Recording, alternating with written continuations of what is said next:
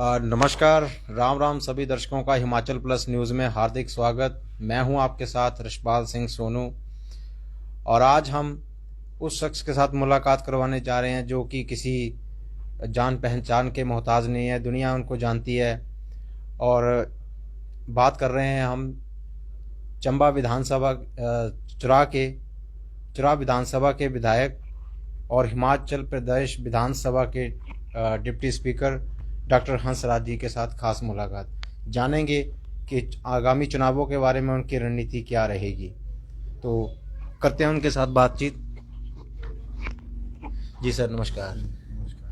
Sir, सबसे पहले तो स्वागत है आपका हिमाचल प्लस न्यूज़ में। सर, बजट पेश हुआ है अभी और सरकार ने अपनी तरफ से कोशिश की है कि हर वर्ग को खुश रखने के लिए, लेकिन कांग्रेस को जब विपक्षी पार्टियों को ये रास नहीं आ रहा, तो उसके बारे में क्या कहते हैं सर आप? ऐसा कांग्रेस को तो कभी रास आ ही नहीं सकता।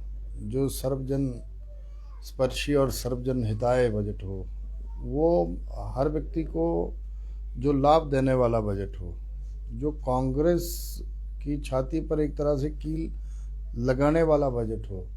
मतलब जो कांग्रेस अब ख्वाब देख रही थी कि हम लोग 2022 में जब चुनाव होंगे तो एक बार फिर से सत्ता आसीन होंगे, तो कांग्रेस की आशाओं को धूमिल करने वाला बजट है।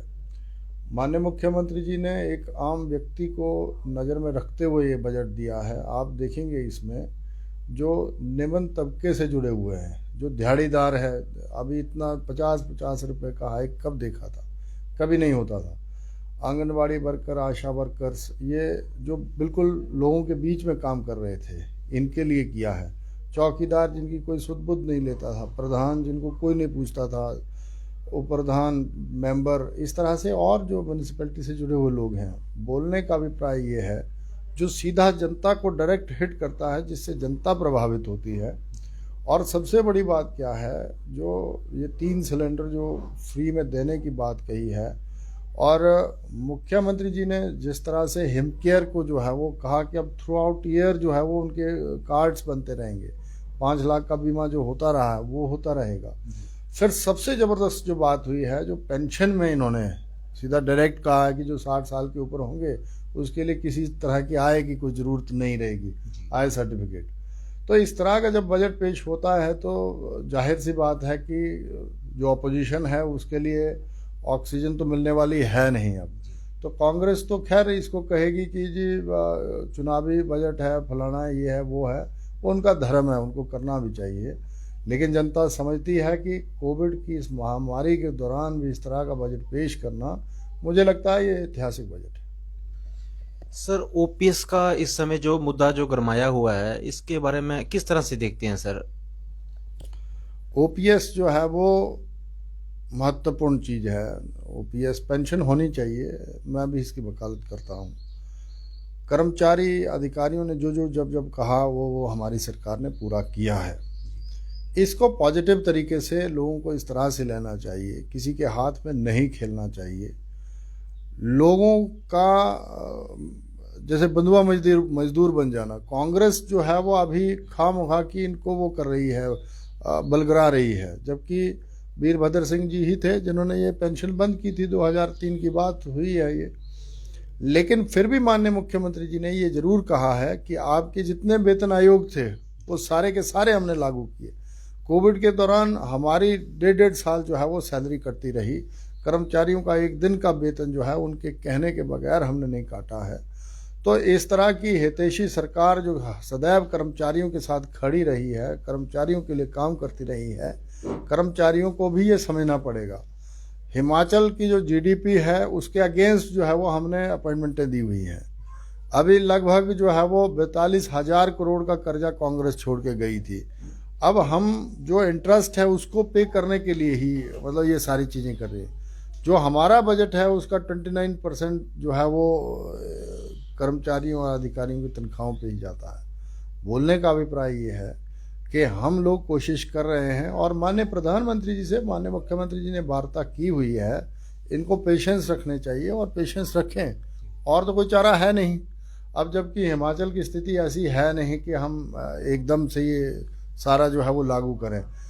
हमने कहा है नीति बनाते हैं, चीफ सेक्रेटरी की अगुवाई में जो है वो कमेटी भी गठित करी है और भारत सरकार को सीधा पत्र लिखा। माननीय मुख्यमंत्री जी गए भी हैं, माननीय प्रधानमंत्री जी से मिले भी हैं और विश्वास है कि इस साल के अंत तक या हो सकता है 4-6 महीने के अंतर्गत ही कुछ न कुछ इसमें फैसला आ जाए। सर आखिर के साल में ही इतने आंदोलन होना क्या देखते हैं सर, किस तरह से किस समझते हैं इस चीज़ को आप? ऐसा लोगों को लगता है कि जी प्रेशर से अगर हम दबाव बना सकते हैं, मतलब इस तरह से निकल करके, उसमें कांग्रेस सबसे बड़ा रोल प्ले कर रही है। उनको लगता है कि अराजक हो करके ही हम राज में आ सकते हैं, मतलब अराजकता फैला करके हम जनता को जो है वो गुमराह कर सकते हैं, जैसे वो अन्य स्टेटों में करते आए हैं। जब बैलेट से पेपर होते थे, ठप्पा लगता था, तब ये बूथों को हाईजैक करते थे। अब लोगों की मानसिकता को हाईजैक करना चाहते हैं, जबकि ये संभव है ही नहीं।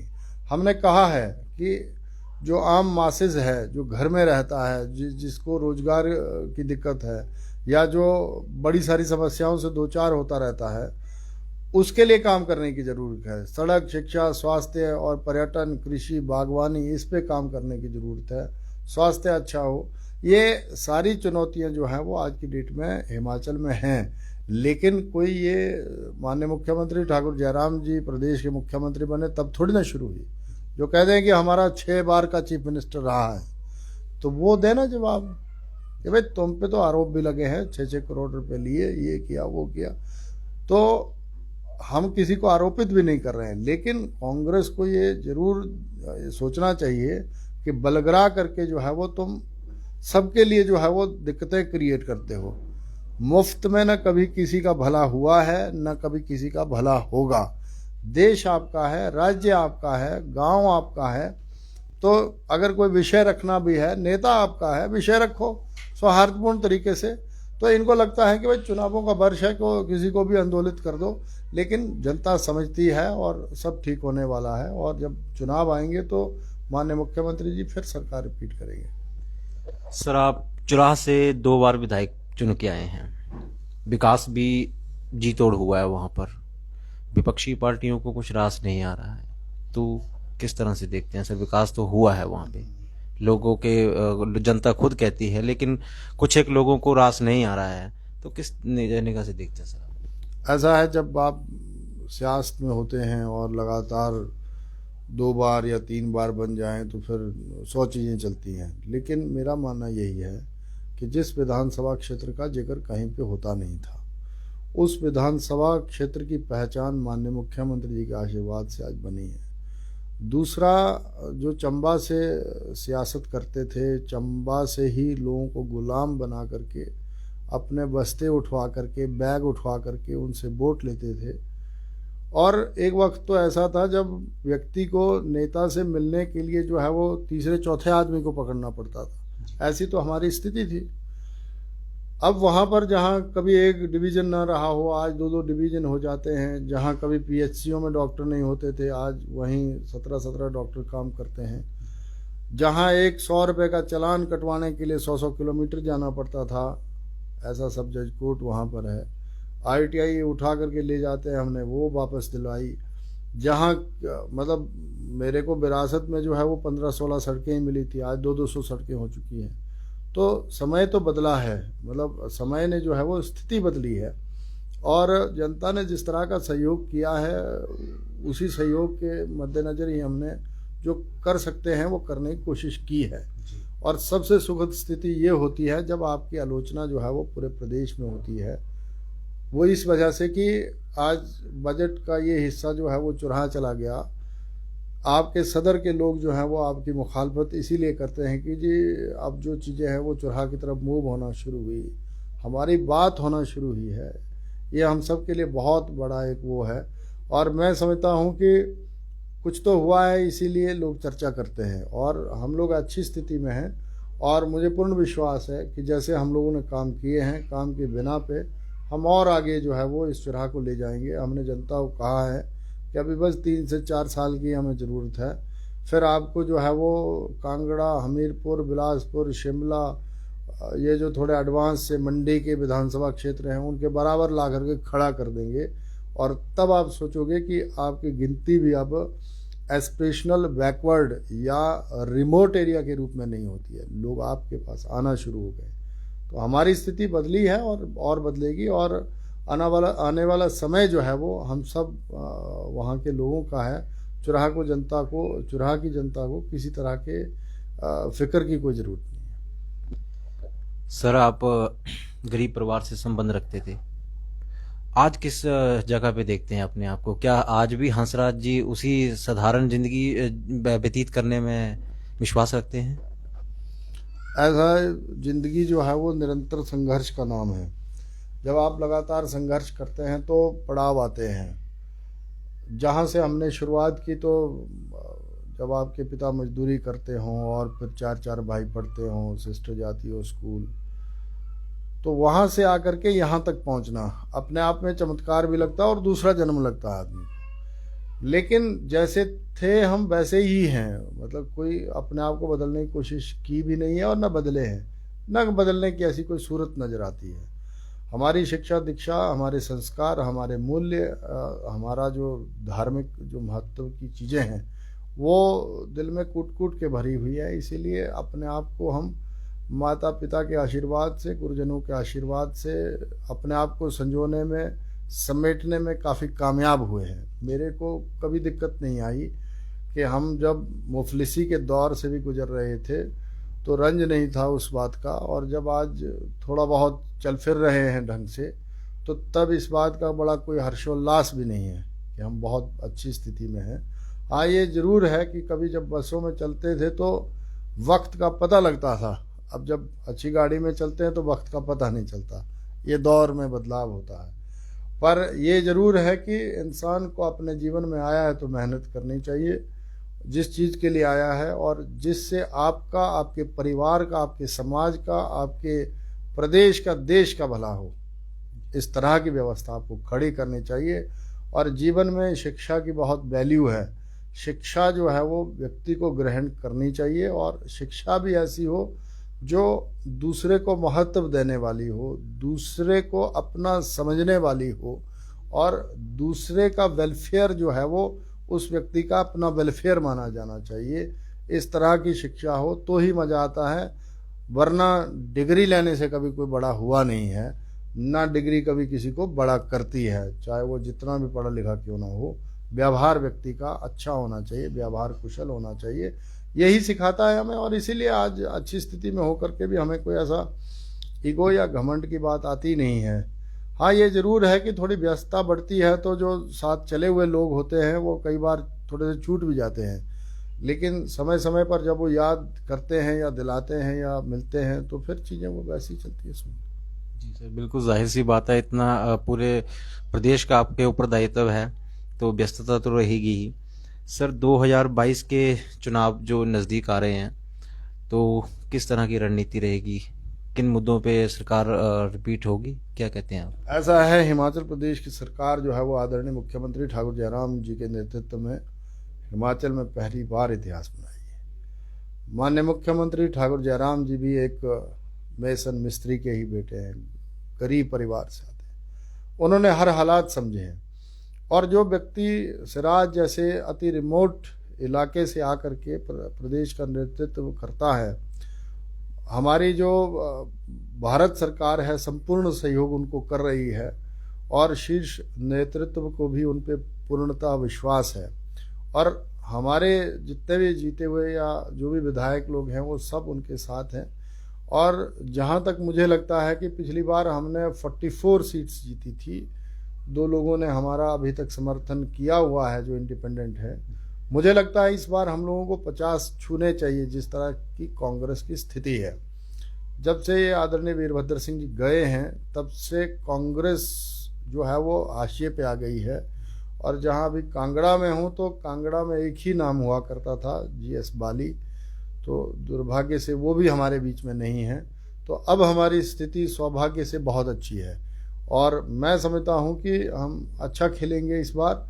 और जनता के जो काम हुए हैं उन कामों की बिना पे ये कहना चाहूँगा, जनता को भी ये सोचना चाहिए कि आपके चैनल के माध्यम से एक मैं बड़ी अपील करने जा रहा हूँ, एक थोड़ा सा जो हमने सीखा है अभी आकर के, कि देखिए सरकारें एक दूसरे पे आरोप लगाती रही हैं। जैसे हमने आते कहा, जब वीरभद्र सिंह की सरकार आई उन्होंने कहा कि जी 16,000 करोड़ का कर्जा जो है वो धूमल सरकार छोड़ के गई है, वीरभद्र ने कहा। और फिर करते करते वो 46,000 करोड़ का कर्जा छोड़ करके गए। उन्होंने फिर मतलब उन पे आरोप कर दिया और खुद जो है वो कर्जा लेकर के आगे बरी हो गए, वो निकल गए। इसके बाद अब हम लोग आए हैं तो हम कह रहे हैं कि जी जब हम ऐसी स्थिति में पहुंचे हैं, कर्जा लेना पड़ता है सियासत चलाने, मतलब समाज चलाने के लिए, ये प्रदेश चलाने के लिए, अधिकारी कर्मचारियों को चलाने के लिए, लेकिन हमारे पास भी बहाना ना रहे। इसीलिए हम तो जनता से अपील कर रहे हैं, बहाना ना रहे कि हमें फलां व्यक्ति इतना कर्जा छोड़ गया था, हम इंटरेस्ट भरते भरते ही जो है वो 5 साल निकाल गए। आप जो है वो 5 साल दीजिए माननीय मुख्यमंत्री ठाकुर जयराम जी को। आप देखिए, अगर हम अपने घर का कर्जा चुका सकते हैं, अपने रिश्तेदारों का कर्जा दे सकते हैं, तो प्रदेश का क्यों नहीं दे सकते? ये सोचने वाला विषय है। तो किसी को बोलने का समय ही ना दे जनता, वो स्वयं देखे कि भाई हाँ ठीक है, तुम्हें 5 साल नहीं 10 देते हैं, पर ये जो 46,000 करोड़ का कर्जा निकाल दो, अब जो 70,000 करोड़ तक पहुंच जाएगा तो निकालो। तो इस तरह का अगर समय देते हैं तो मुझे पूर्ण विश्वास है कि माननीय ठाकुर जयराम जी इसको ठीक कर देंगे। सर, चुरा की जनता आपसे बहुत प्यार करती है, ये सबने देखा, क्योंकि आपने वहाँ पे काफ़ी सेवा भी की है, इलाके का विकास भी करवाया है। तो क्या संदेश देना चाहेंगे सर चुरा की जनता को खासकर? बस इतना है, अंत में मैं सिर्फ इतना ही कहना चाहूँगा कि हम लोग जो है वो मिलजुल करके आगे बढ़े हैं। हमारा विधानसभा क्षेत्र जो अति 35 पिछड़े हिंदुस्तान के ब्लॉक्स में आता था, जो सबसे ज़्यादा पिछड़े हुए ब्लॉक्स आते थे, अब हमारी गिनती जो है वो अच्छी जगह होनी शुरू हो गई है। तो इस गिनती को बरकरार रखते हैं और अभी दम है, खम है और आगे बढ़ने की क्षमता है। तो दौड़ने वाले हैं, दौड़ने दीजिए। और ऐसा है, आने वाले समय में हम चुराह को भी शिखर की ओर ले जाएंगे और जिस तरह से हम बढ़ रहे हैं रफ्तार यही रहने दें। जो डीपीआर हमारे दिमाग में है चुराह विधानसभा क्षेत्र के विकास की, उसमें जो है वो खलल न डालने दें और अपने लिए ही काम करें, अपने आने वाली जनरेशनों के लिए हम लोग काम करें। हमारी औलादों को किसी के आगे झुकना ना पड़े, किसी के कहने से रुकना ना पड़े और हम लोग ऐसे ही बढ़ते रहें। इसके लिए आपका सहयोग जो है वो महत ही आवश्यक है। जी सर, बात करने के लिए धन्यवाद। तो ये थे हमारे साथ हिमाचल प्रदेश विधानसभा के उपाध्यक्ष डॉक्टर हंसराज जी, जिनसे हमने जाना कि आगामी चुनावों में उनकी क्या रणनीति रहेगी। तमाम बातें उनसे हमने जानी हैं। जनता को संदेश भी दिया है कि जयराम सरकार जो है वो एक बार फिर से सरकार रिपीट करेगी। तमाम देश विदेश की बड़ी अपडेट्स के लिए आप देखते रहिए हिमाचल प्लस न्यूज़। धन्यवाद। जय हिंद, जय भारत, जय हिमाचल।